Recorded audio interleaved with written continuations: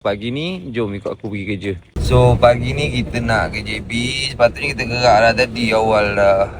Lepas subuh dah gerak ni, dah nak habis subuh dah.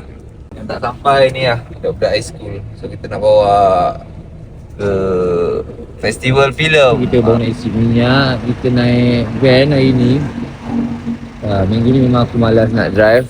So, hari ni aku naik van. Esok aku naik bas. Memang minggu ni aku travel, aku numpang je. Kerja banyak. Saya nak cerita habis ke Makkah. Apa nama, aku punya report, aku punya slide, aku punya video gimmick, semua banyak tersiap lagi ni.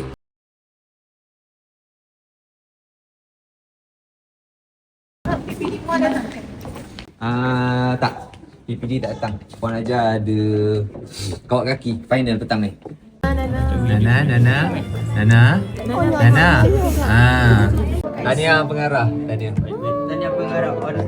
On off lampu busy. On off. Gaduh. Nangis. So kita dah gerak daripada JB, kita ke R&R Macap.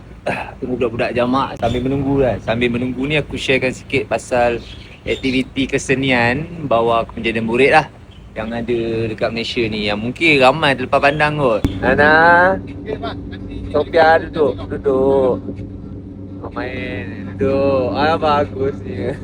Okay, sambung balik. Tadi kena kacau. Aku baru settle hantar budak sampai rumah. Okay, apa tadi kesenian ada 4. So yang pertama seni visual. Seni visual biasanya awal bulan 2, bulan 3. Bulan 3 tu dah kebangsaan lah. Melukis, buat collage, buat denim, baju. Lepas tu ada seni tari. Seni tari pun awal agak tahun ni. Bulan 6 dah kebangsaan. Bulan 4 daerah. Bulan 5 negeri. Biasa gitulah. Lepas tu ada seni muzik. Seni muzik ni aku go through sekolah rendah je. Sebelum ni kita ada solo dengan duo je. Tahun ni ada penambahbaikan. Solo lelaki, solo perempuan, duo. Lepas tu ada choir. Kita panggil dia jenta suara. Untuk sekolah menengah ada jenta suara juga. Tapi sekolah menengah ada tambah lah. Ada jazz orkestra. Lepas tu ada sayembara, lagu puisi. Banyak lah. Sekolah menengah memang banyak lah. Last sekali yang ni lah. Kita ada apa? Festival lakon dan layar. Kalau sekolah rendah ada filem dengan teater je. Kalau sekolah menengah ada satu lagi kategori filem, teater, monolog. Oh, aku lupa ada satu lagi bulan 8-9 ni. Yang belum jalan lagi iaitu recorder dan genderang. Tapi yang tu untuk sekolah rendah. So hopefully benda ni boleh membantu lah cikgu-cikgu, parent yang minat apa?